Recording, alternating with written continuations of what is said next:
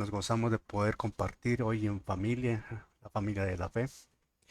Y para iniciar como corresponde, honrando el propósito de la vigilia, convoco a mi esposa Elizabeth para que levante oración entregando este tiempo al Señor. Mamita hermosa, por Amén. favor. Señor, te damos toda la gloria, toda la honra, Señor. Gracias por este tiempo de refrigerio. Gracias, Señor, porque tú nos enseñas tu palabra, Señor. Tú sabes, Señor, que tenemos necesidad.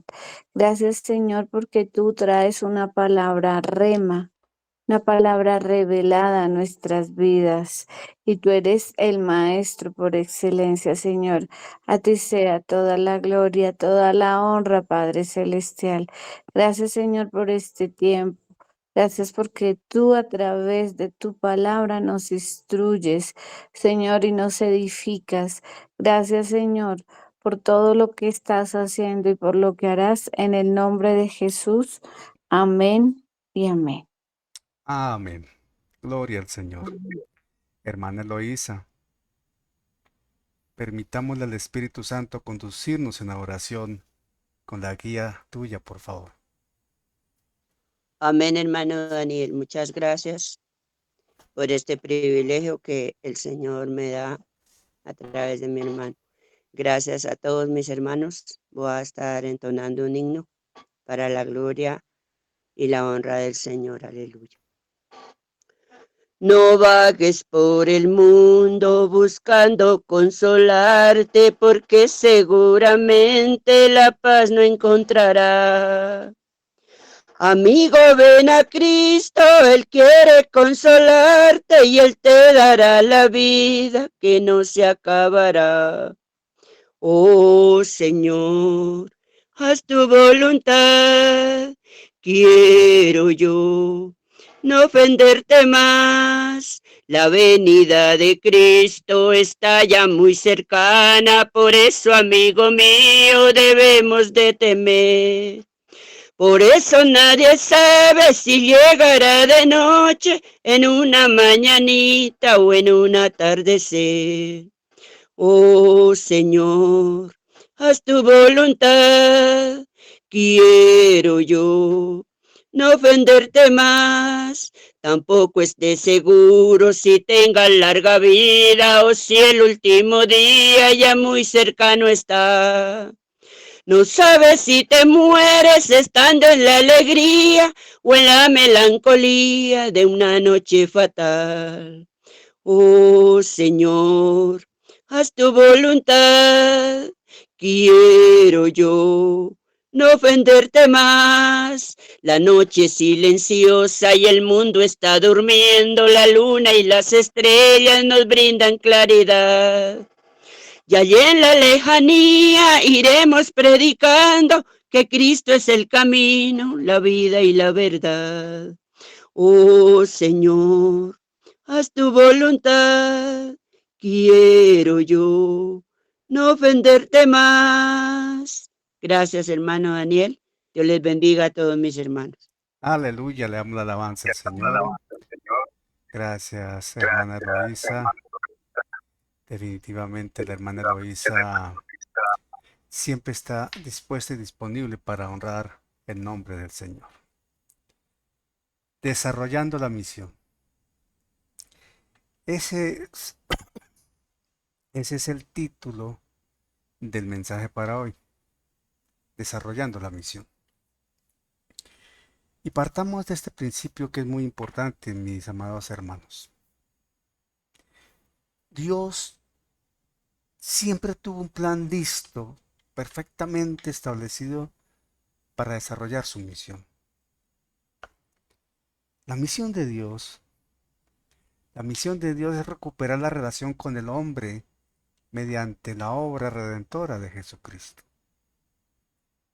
Y en ese conocimiento absoluto, en esa presencia del Dios eterno, Él conocía perfectamente lo que sucedió en Edén con Adán y Eva. Y obviamente toda la trágica consecuencia para la creación, incluido el hombre.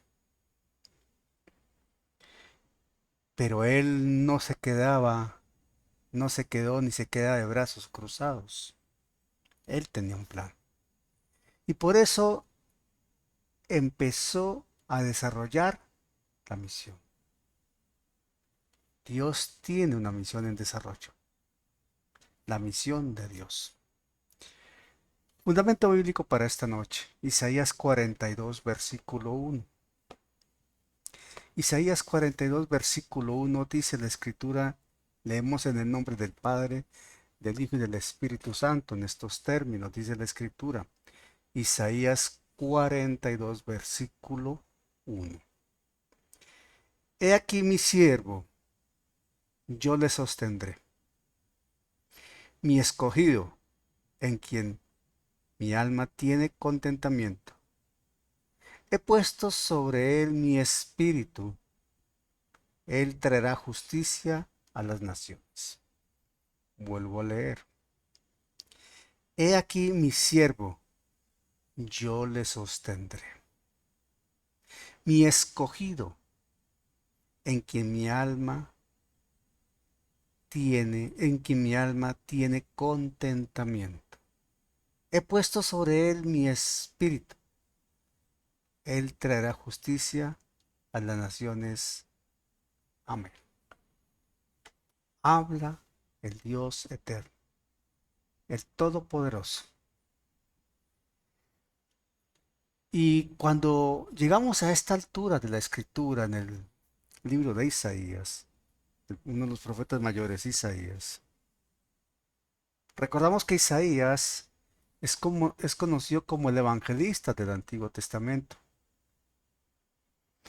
E Isaías le está presentando a Israel de una manera absolutamente cruda, sin adornos, su realidad. En virtud de su conducta y su respuesta al llamado de Dios a la fidelidad. En razón de cómo el pueblo de Israel, con el liderazgo sacerdotal que tenían, han respondido ante la ley de Dios. En otras palabras, les dice en directo su condición desleal ante Dios y las consecuencias que esto acarrea. E Isaías destaca de una manera muy particular, muy enfáticamente, la idolatría. Finalizando el capítulo 41. Finalizando el capítulo 41, verso 29. Ahí atrásito. Finalizando el capítulo 41, verso 29. Isaías dice así: He aquí, todos son vanidad, y las obras de ellos nada. Viento y vanidad son sus imágenes fundidas. Cuando repasamos el capítulo 41, hay un desarrollo muy interesante de la necedad del hombre ante la idolatría. Eso será tema de otra predicación, de otra enseñanza, pero la idolatría es el núcleo de ese pasaje.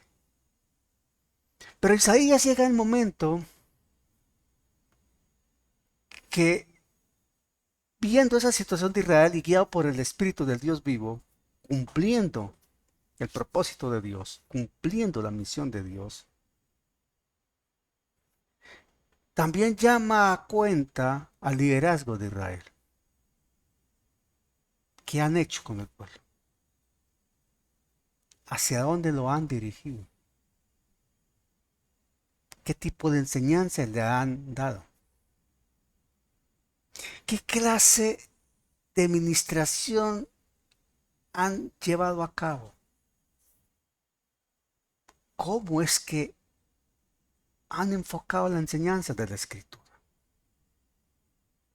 Esto nos hace recordar la trascendente responsabilidad que tienen y tenemos los ministros que predicamos y enseñamos, de cuidar la sana doctrina y de saber llevar el alimento apropiado, de predicar la palabra pero siempre con la presencia del Espíritu Santo, honrando el nombre del Señor y la dignidad de su condición, y ante todo en obediencia al propósito divino, en obediencia a lo que el Señor desea, porque no podemos predicar ni enseñar lo que se nos ocurra o como se nos ocurra, es como Dios define y como Dios determina. Pero ese liderazgo de Israel se había desviado. Cuando él se dirige al liderazgo espiritual de la nación, a quien tiene la responsabilidad de enseñar al pueblo,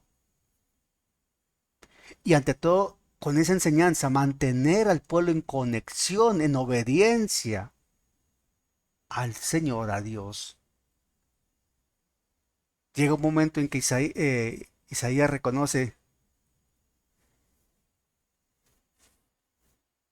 que Israel ha faltado a uno de los principios esenciales que Dios le entregó como responsabilidad.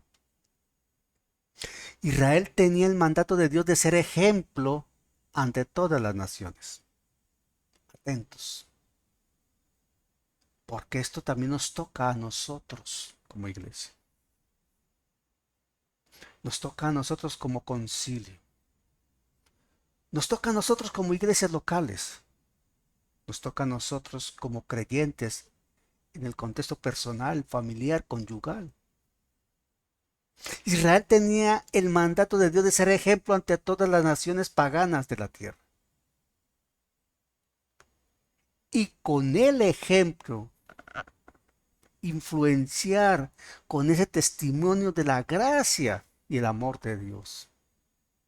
Israel debía presentarse ante la nación de la tierra como un faro, una luz, una esperanza, un pueblo completamente diferente que llama a que se le ponga atención al Dios que la dirige, que la gobierna, que lo ha salvado y le protege. Nada lejos de lo que es la responsabilidad de la iglesia. Cada uno de nosotros tenemos la responsabilidad absoluta en todo lo que hagamos de cuidar el nombre del Señor Jesucristo. No podemos denigrar el nombre del Señor con lo que hagamos o digamos. Nuestro testimonio o exalta el nombre del Señor o lo denigra, lo descalifica. Israel con sus actos y su conducta descalificó el nombre del Señor. Ellos no se acordaban y el liderazgo tampoco aplicaba lo que el Señor estableció, por ejemplo, en Génesis 18, 17 y 18.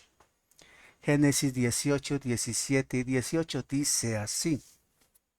Génesis capítulo 18, versículos 17 y 18. Y Jehová dijo: ¿encubriré yo a Abraham lo que voy a hacer? Habiendo de ser Abraham una nación grande y fuerte, le hace Israel, y habiendo de ser benditas en él todas las naciones de la tierra. La promesa que a través de Israel iban a ser benditas todas las naciones de la tierra. ¿Cómo podrían ser benditas todas las naciones de la tierra con el pésimo testimonio de Israel? ¿Cómo podemos bendecir a las naciones que están en nuestro entorno, las personas que están en nuestro entorno, las familias que están en nuestro entorno, si tenemos un pésimo testimonio como creyentes? ¿Cómo? A Israel el Señor claramente le habló y Jeremías lo proclamó como profeta del cielo, y eso está en Jeremías 15, 19, y lo voy a leer. Yo sé que María Eugenia le está presentando en Reina Valera, pero lo puedes dejar ahí en Reina Valera, María Eugenia. Yo lo voy a leer en la Nueva Biblia al día. Dice así la escritura en Jeremías 15, 19. Jeremías 15, 19. El Señor respondió. El Señor respondió: déjate de necedades. Pongan atención cómo el Señor va hablando. Póngale atención, por favor, cómo el Señor va hablando. Es importante atender el lenguaje que usa aquí esta versión bíblica para dimensionar el propósito divino, el propósito del cielo. El Señor respondió: déjate de necedades y habla con algo de inteligencia. Estoy leyendo Nueva Biblia al día. El Señor respondió: déjate de necedades, déjate de necedades y habla con algo de inteligencia. Solo si pones en mí tu confianza, te dejaré continuar como mi portavoz. Tienes que ser tú quien influya en ellos y no al revés. En Reina Valera, ese versículo 15 y 19 de Jeremías dice así. Dice así: por tanto, así dijo Jehová: si te convirtieres, yo te restauraré, y delante de mí estarás. Y si entresacares lo precioso de lo vil, serás como mi boca. Conviértanse ellos a ti, y tú no te conviertas a ellos. Dos sentidos y dos aplicaciones que tiene este pasaje. El primer aspecto es que el liderazgo espiritual de Israel, los sacerdotes, entiéndase los pastores, los ministros, no se podían dejar influenciar, no estaban llamados para dejarse influenciar por el pueblo que estaba en desobediencia. Ellos eran los que debían influenciar al pueblo con su testimonio y enseñanza. Los pastores y los ministros estamos para influenciar a la congregación con nuestro testimonio y enseñanza, y no al revés. Porque si es la congregación la que genera influencia sobre el líder, sobre el pastor, sobre el maestro, sobre el ministro, entonces terminan desviándose de la ruta llamada Jesucristo. Y eso pasó en aquellos tiempos, que es lo que toca Jeremías allí. La segunda aplicación está para el pueblo de Israel como nación, que estaba llamado para influenciar sobre el entorno, sobre las naciones vecinas. Y terminó siendo todo lo contrario. Las naciones vecinas influyeron sobre Israel al punto que Israel terminó en idolatría, con templos para dioses paganos en los montes. Todos lo sabemos, lo hemos leído, y los profetas siempre hablaban de lo mismo. La iglesia está para influenciar al mundo, no para que el mundo influya sobre la iglesia. La iglesia está para hacer luz del mundo. El mundo no es luz para la iglesia. Y el mundo genera influencia sobre la iglesia. Escúchese bien. Si el mundo genera influencia sobre la iglesia, a la iglesia se le va la luz de la vida de Cristo, se le va la luz de la santidad, se le va la luz de la coinonía, se le va la luz del Espíritu y termina en las mismas tinieblas del mundo. Es lo que pasa en muchas congregaciones y en muchas partes. El Mesías, el ungido de Jehová, el enviado de Jehová, el Mesías es el núcleo de la misión de Dios. Porque Dios tiene una misión, lo hemos dicho. E Isaías acá en el pasaje que leímos, 42:1, entonces ante ese cuadro que presenta la situación de Israel, habla proféticamente por inspiración de Dios sobre lo que vendrá adelante, como solución definitiva que Dios envía. Isaías habla de un libertador que eclipsa a cualquier otro, que supera cualquier imaginación, que definitivamente la gente no estaba esperando. Y esa descripción que Isaías plantea en 42:1 no puede ser más aplicable sino a Jesucristo, el Mesías. Y es coherente con lo que dice, por ejemplo, el Salmo 46. El Salmo 46 dice así, Salmo 46 dice así: sacrificio y ofrenda no te agrada. Has abierto mis oídos, holocausto y expiación no has demandado.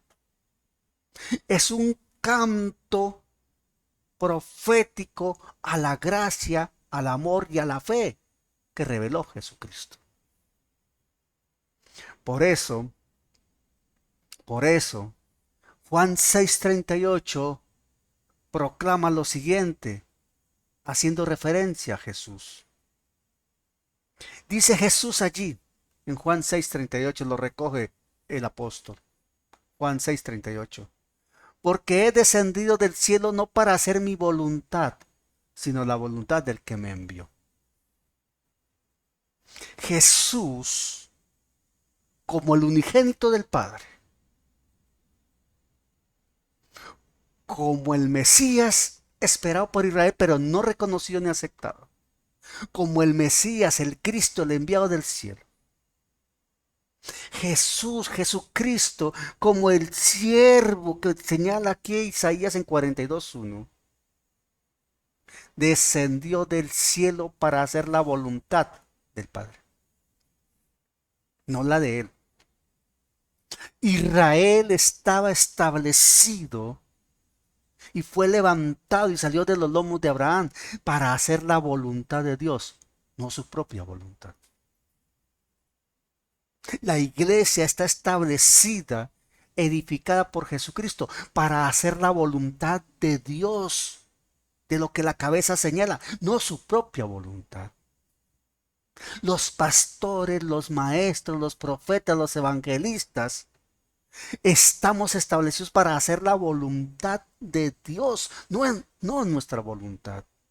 Cada uno de nosotros hemos sido establecidos por Dios para salvación y vida eterna y puestos en una posición única, colocados en una posición única en el cuerpo, en la iglesia, para hacer la voluntad de Dios, no la nuestra. Y el ejemplo se llama Jesucristo. Jesucristo vino a desarrollar el plan de Dios, la misión de Dios. Por eso el carácter asumido por el Hijo de Dios a través de su ministerio terrenal fue el de siervo. Él vino a servir, no a ser servido. Y vino a servir, dice ahí, aquí mi siervo, señala Isaías, yo le sostendré. Vino a servir con el respaldo de todo el poder celestial. La iglesia está para servir con el respaldo del poder celestial. Cada creyente está para servir con el respaldo del poder celestial. Jesús presenta el mejor ejemplo que se pueda conocer de lo que es servir, de lo que es ser siervo. Como dice mi esposa, un hijo con corazón de siervo. Con todo ese respaldo del cielo. Él no quedó desprotegido.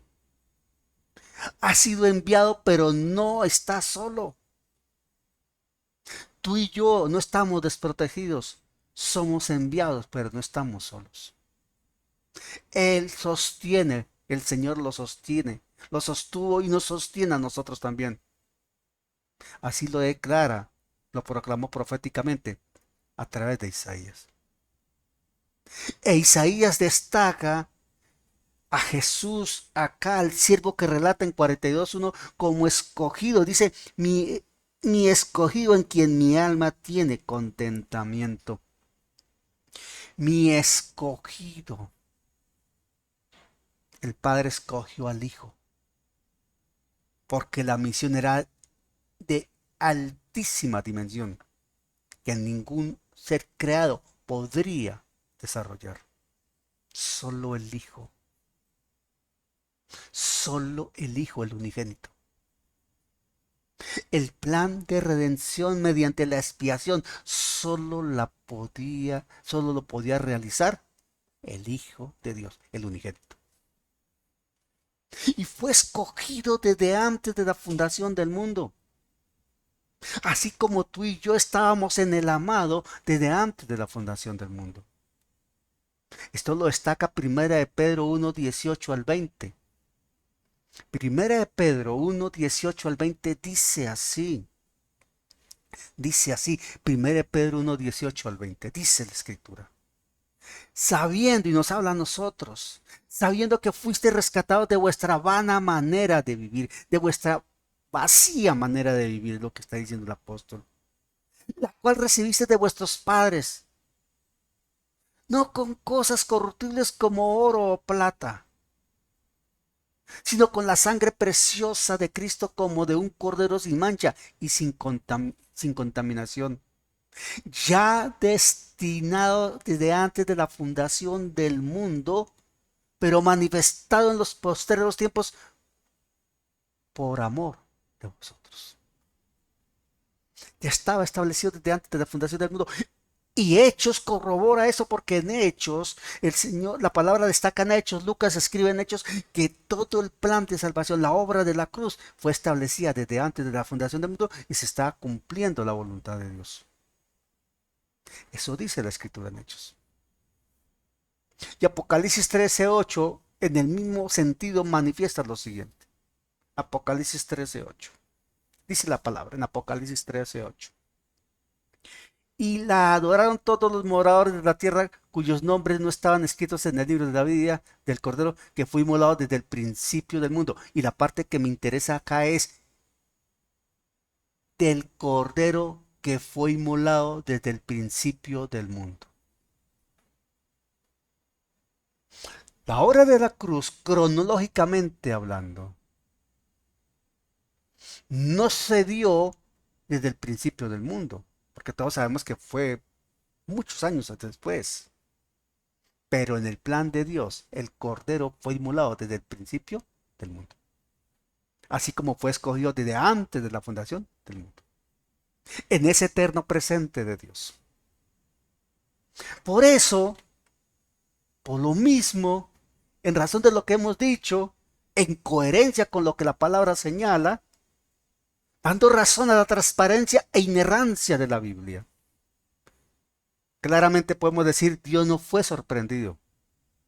Todo estaba previsto, era el plan perfecto como misión celestial en cabeza del misionero divino, el unigénito del Padre, Jesucristo. Jesucristo es el misionero perfecto, el misionero divino, que vino a desarrollar la misión de Dios. Por eso el título del mensaje es Desarrollando la misión. Y Jesús empezó a desarrollar la misión de Dios de salvar la creación, de salvar al mundo, de salvar al hombre. Y en ese orden de ideas, en ese plan, hay que entender que aún está en desarrollo ese proceso que inició Jesús, que se proclamó desde Edén y que está en Génesis 3:15, cuando se habló proféticamente de la simiente de la mujer, Jesucristo. Hoy, la iglesia es la responsable con la guía del Espíritu Santo de desarrollar la misión de Dios. Escuchemos, atentos, por favor, abramos los oídos del Espíritu para escuchar esto. La iglesia es la responsable de desarrollar la misión de Dios. Cada creyente tiene la responsabilidad de desarrollar la misión de Dios. Cada uno de nosotros tenemos una tarea designada desde el cielo y es desarrollar la misión de Dios de acuerdo al plan de Dios para cada uno de nosotros. Pero todo converge en lo mismo, desarrollar la misión de Dios. ¿Cuál es la misión de Dios para nosotros? Que vivamos el Evangelio, prediquemos el Evangelio, honrando al Padre, adorándolo siempre. El Evangelio es el núcleo de la misión de Dios. Y ahí está Jesucristo, porque el Evangelio es Jesucristo mismo. Por eso, Dios respalda y destaca a su enviado. En este caso, su Hijo, tal y como lo presenta Isaías 42:1. Dios respalda y destaca a su enviado. Cita directamente el momento que habla aquí Isaías. Lo tomé del comentario bíblico de JFB, Jameson Fawcett Brown. Dice esto. Es una expresión que me gustó como lo está redactando este comentario bíblico. La redención no fue un recurso tardío para remediar un mal imprevisto. Me gustó eso. La redención no fue un recurso tardío para remediar un mal imprevisto. No, Dios lo tenía planeado. Estaba en control y sigue en control. Por eso el Señor destaca la voluntad, la obediencia de Jesús, de su unigénito, y pondera en gran manera lo que Él desarrolla y lo respalda. El amado del Padre dice allí: he aquí mi siervo, yo le sostendré, mi escogido en quien mi alma tiene contentamiento. Contentamiento. La complacencia del Padre en Jesucristo y su obediencia, su obra, el cumplir la orden celestial, el cumplir la misión de Dios. Mateo 17:5, hablando de la transfiguración, dice así, Mateo 17:5. Recordemos que el Padre le habló a Jesús cuando el bautizo, cuando estaba allí, el bautismo, cuando estaba allí Juan el Bautista. Pero en Mateo 17:5, particularmente en el momento de la transfiguración, dice así: mientras él aún hablaba, una nube de luz los cubrió. Y aquí una voz desde la nube que decía la voz desde la nube, la voz del Padre decía: este es mi Hijo amado, refiriéndose a Jesús. Este es mi Hijo amado en quien tengo complacencia, a Él oíd.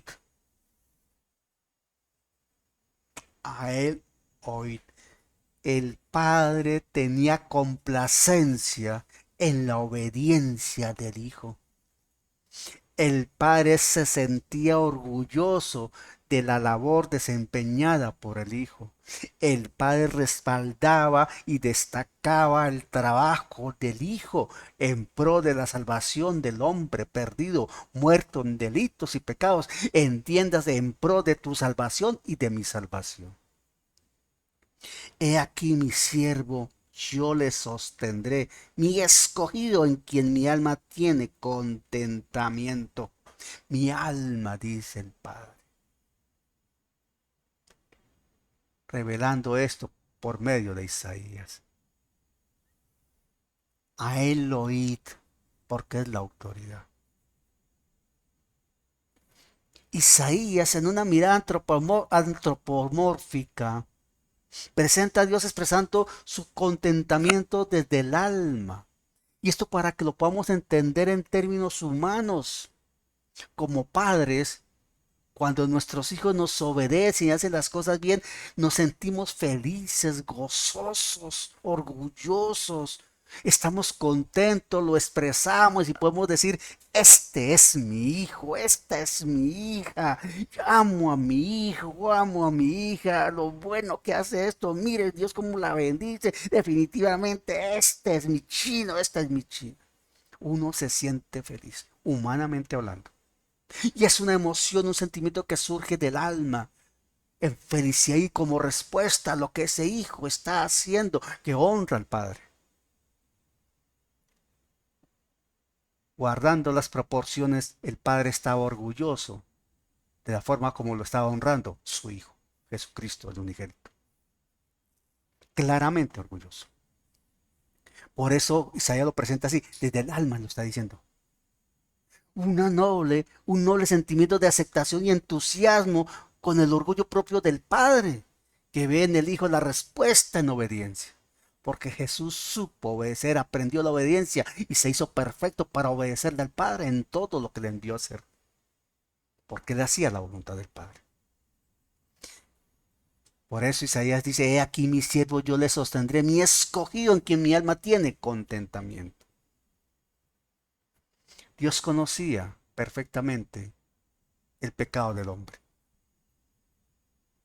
Dios conocía perfectamente la condición e incapacidad del hombre para remediar el problema del pecado y las consecuencias propias del pecado, la muerte eterna. El hombre no podía pagar por sí mismo, no podía ponerse a cuentas con Dios, no podía reconciliarse con Dios, no podía volver a vida, estaba muerto en delitos y pecados. Por eso, ante tal dimensión de la obra misionera de Jesucristo, el Padre lo pondera porque Jesucristo supo obedecer. Y expresa su contentamiento, su complacencia, su aceptación. Un respaldo a la entrega voluntaria de su Hijo en la cruz. Porque se cumplió perfectamente lo establecido desde antes de la fundación del mundo en la cruz del Calvario.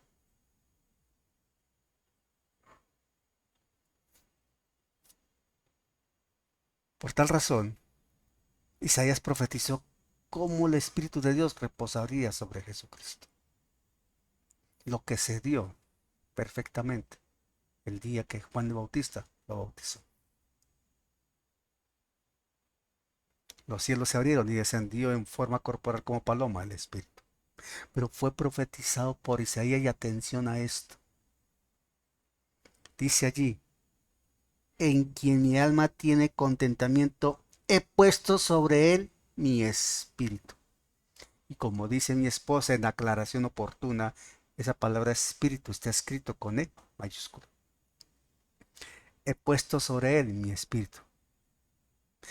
Y profetizado por Isaías, que el Espíritu de Dios reposaría sobre su unigénito, sobre el vástago, sobre el descendiente de Isaí, de David. El Espíritu iba a reposar sobre él. En Isaías 11:1-2, Isaías, el profeta declaró lo siguiente. Isaías 11:1-2. Saldrá una vara del tronco de Isaí, el padre de David, y un vástago retoñará de sus raíces, y reposará sobre él el espíritu de Jehová, espíritu de sabiduría y de inteligencia, espíritu de consejo y de poder, espíritu de conocimiento y de temor de Jehová. La plenitud del espíritu sobre él, sobre él. Pero en Isaías 42:1,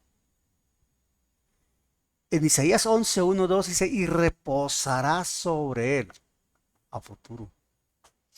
Pero en Isaías 42:1 dice, he aquí mi siervo, sígame con cuidado, he aquí mi siervo, yo le sostendré, mi escogido en quien mi alma tiene contentamiento, he puesto sobre él mi espíritu, he puesto un hecho ya realizado. Se cumplió lo que mismo Isaías había proclamado en Isaías 11:1-2. En 42:1 está diciendo, he puesto sobre él mi espíritu. Pero es un hecho que está profetizando a su vez cuando Jesús haya tomado la condición de hombre. O sea, en el eterno presente de Dios ya estaba realizado. Ya estaba realizado. Se materializó y se presentó en condición humana cuando nació de María. cuando vivió su vida terrenal. Cuando llegó el día del bautismo, cuando Juan el Bautista lo bautizó en el Jordán. Pero esto dentro de la cronología humana para entenderlo nosotros en el contexto humano. Pero para Dios ya está todo perfectamente establecido y dado. Ahora, en ese orden de ideas, Jesucristo fue ungido para cumplir la misión de Dios. Jesucristo fue ungido para cumplir la misión de Dios en el contexto terrenal, no celestial, porque Jesucristo se despojó y dejó el trono y vino a hacerse hombre y se hizo maldito para llegar a muerte y muerte de cruz, como dice la Escritura. De ahí que en el perfecto plan de Dios, su unigénito en condición de hombre, como hombre en carne y hueso, debía ser preparado, sígame con cuidado, y empoderado. ¿Para qué? Para cumplir la misión redentora propagando el Evangelio, proclamando el Evangelio, trayendo las buenas nuevas del Evangelio. He aquí mi siervo, 42:1 de Isaías. He aquí mi siervo, yo le sostendré. Mi escogido en quien mi alma tiene contentamiento. He puesto sobre él mi espíritu. Él traerá justicia a las naciones. Él traerá justicia a las naciones. Perfectamente coherente con la promesa profética que se le hizo a Abraham y que leímos hace un rato. Y del 42:2 al 4 cita unos parámetros de cómo desarrollaría Jesús ese ministerio terrenal para cumplir la misión de Dios. ¿Cómo desarrollaría la misión de Dios? ¿Cómo desarrollaría esa misión, ese trabajo, esa tarea redentora? No gritará ni alzará su voz, ni la hará oír en las calles. No quebrará la caña cascada, ni apagará el pábilo de que humeare. Por medio de la verdad traerá justicia. Por medio de la verdad traerá justicia. O sea, es un rol completamente diferente a lo que Israel estaba esperando. Y dice, no se cansará ni desmayará hasta que establezca en la tierra justicia, y las costas esperarán su ley. Algo totalmente diferente. O sea, Jesucristo enseñó con su ejemplo que el evangelio se propaga en la paz que sobrepasa todo entendimiento, fluyendo en el amor de Dios, sin rivalidades, sin insultos, sin agravios, sin enfrentamientos, sin contención, en paz, fluyendo en amor. Jesucristo enseñó un parámetro completamente diferente de cómo se llevaban las buenas nuevas para vida eterna. Pero él necesitaba ser ungido y fue ungido, haciendo coherencia completamente con lo que el profeta había profetizado, dicho y proclamado a futuro.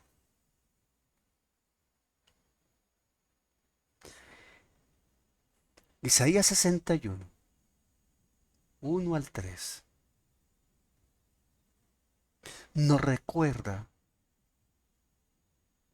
una palabra profética que hace total coherencia con lo que venimos diciendo. El Espíritu de Jehová el Señor está sobre mí,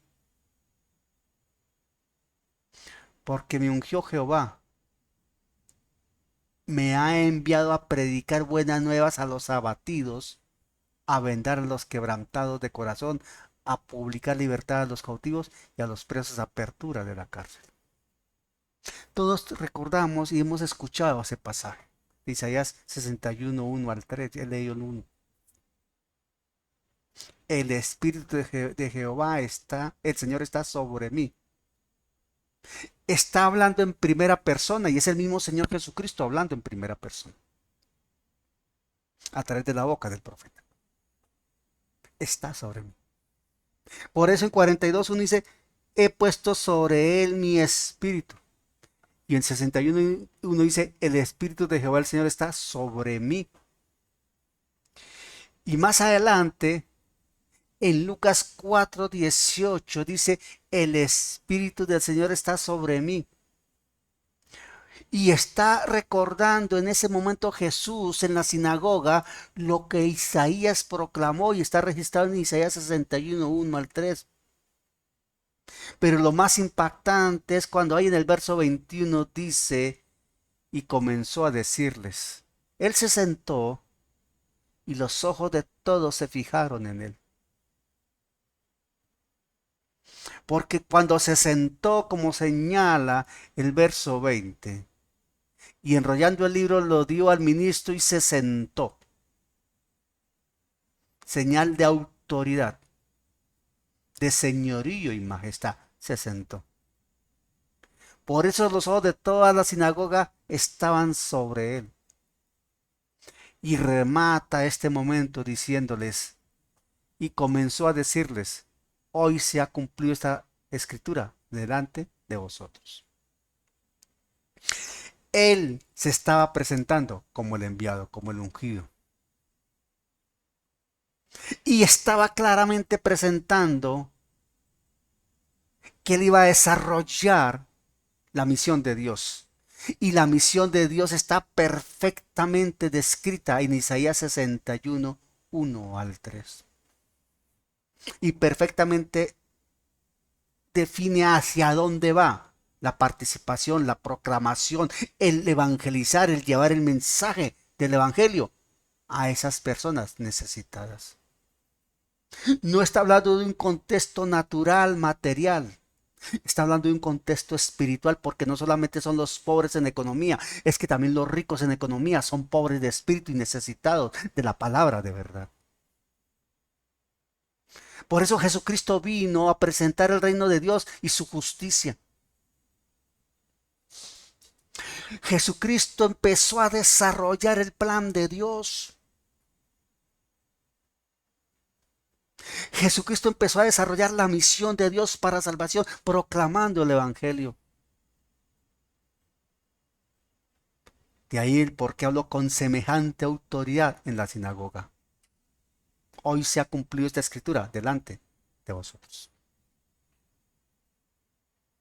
Y que empezó a proclamar el Evangelio haciendo, cumpliendo, obedeciendo la perfecta voluntad del Padre. Jesucristo ejecutó en su sentido central y vital la misión de Dios. Presenta la salvación mediante la fe en Él mismo. Presenta el Evangelio, se presenta a Él. Él es el verbo de Dios que se hizo carne. Y el Evangelio es la palabra, el verbo. El Evangelio es Jesucristo. Poder de Dios para salvación. Jesucristo anuncia las buenas nuevas de salvación. Las puso de manifiesto, haciendo portentosas señales. Pero llegó a la muerte y muerte de cruz, pero hizo la mayor señal de todas. Resucitó y subió a los cielos. Lo que sustenta nuestra fe. De ahí que la iglesia continúa el legado de Jesús. Jesucristo empezó a desarrollar la misión de Dios, llevando las buenas nuevas. La iglesia, nosotros hoy, continuamos el legado de Jesús, porque Jesús es la cabeza y no está separada del cuerpo. El cuerpo continúa con la tarea que plantó la cabeza, que enseñó la cabeza y cuyas huellas nosotros hoy pisamos también. Ahora, desde su retorno al trono, somos como iglesia los responsables de cumplir esta misión, de desarrollar la misión de Dios. Tenemos la responsabilidad de desarrollar la misión de Dios que inició Jesucristo. ¿Por qué? ¿Y cómo lo podemos hacer? Jesucristo tenía una tarea, la iglesia tiene la tarea. La cabeza tenía una tarea, el cuerpo tiene la tarea. La cabeza está ungida, el cuerpo también. La cabeza tiene el respaldo del poder celestial, el cuerpo también. La cabeza recibió el Espíritu Santo, el cuerpo también. La cabeza escuchó al Padre, el cuerpo también. La cabeza obedeció, el cuerpo también debe obedecer. La cabeza realizó la misión a satisfacción del Padre, el cuerpo debe realizar el desarrollo de la misión para satisfacer al Padre.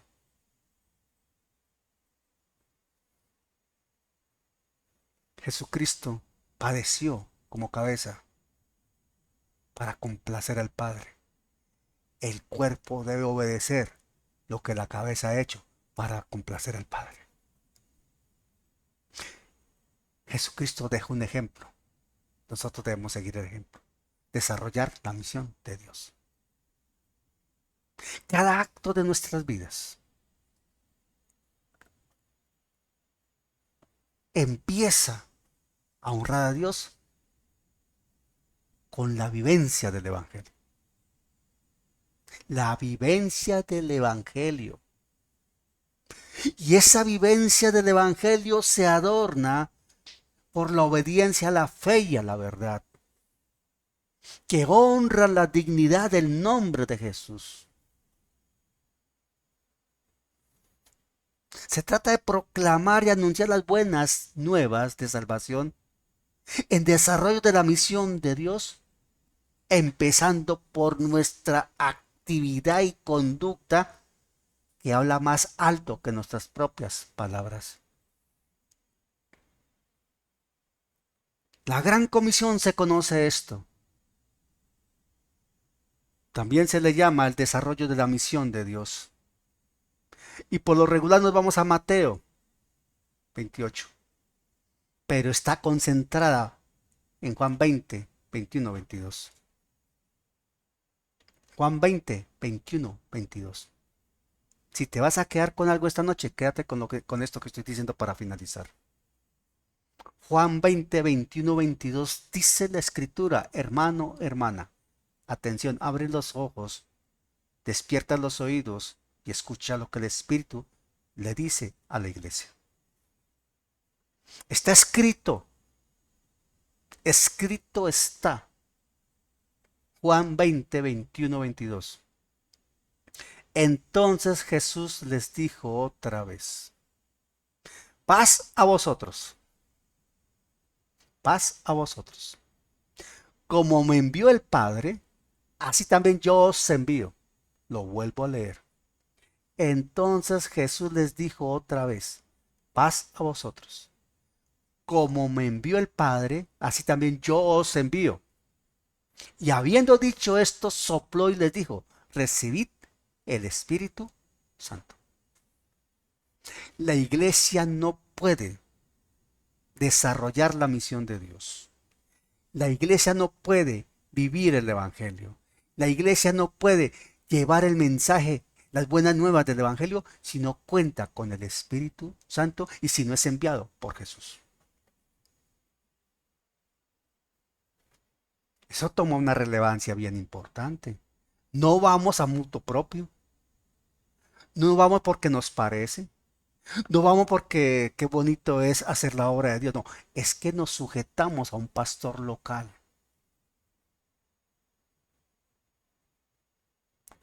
Y ese pastor local está sujeto a Jesús, el príncipe de los pastores. Y ese pastor local ejecuta la instrucción de Dios, guiado por el Espíritu Santo, y envía. No vamos porque queremos ir. Vamos porque Jesucristo nos envía. Y eso se plasma a través de la condición natural, la condición humana que se llama iglesia, congregación. Por eso recibimos el Espíritu Santo. No todos pueden proclamar el Evangelio, la iglesia es la que lo puede proclamar. No todos pueden ir a hablar cualquier cosa del Evangelio, no, la iglesia es la que debe ir a llevar el Evangelio, guiada por el Espíritu Santo, en cumplimiento de la voluntad de Dios, en desarrollo de la misión de Dios. Estamos desarrollando la misión de Dios porque esa es la voluntad de Dios.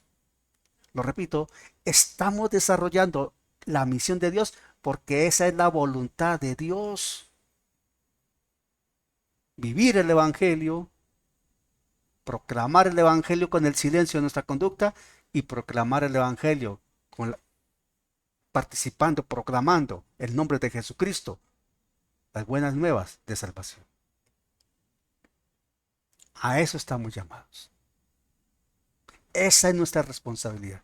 Y ese es nuestro día a día. Ese debe ser nuestro deseo vehemente.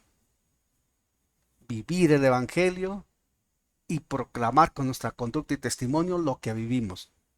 Y cumplir la tarea que se nos es designada, donde el Señor nos establezca bajo las condiciones que el Señor determine en el tiempo que Dios señale. Esto es hacer la voluntad del Padre.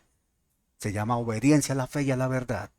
Y es lo que honra al Padre, porque Dios espera que nosotros lo obedezcamos.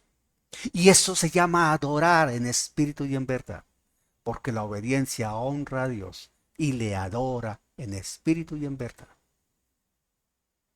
Que la gracia les acompañe y esta palabra quede como semilla viva sembrada en cada corazón, para que sea el Espíritu Santo obrando para alabanza de su gracia y gloria de su nombre. Amén, amén, amén. Hasta la próxima, familia. Duerman en la paz de Amén. Cristo y dejen que el Espíritu Santo les revele mucho más.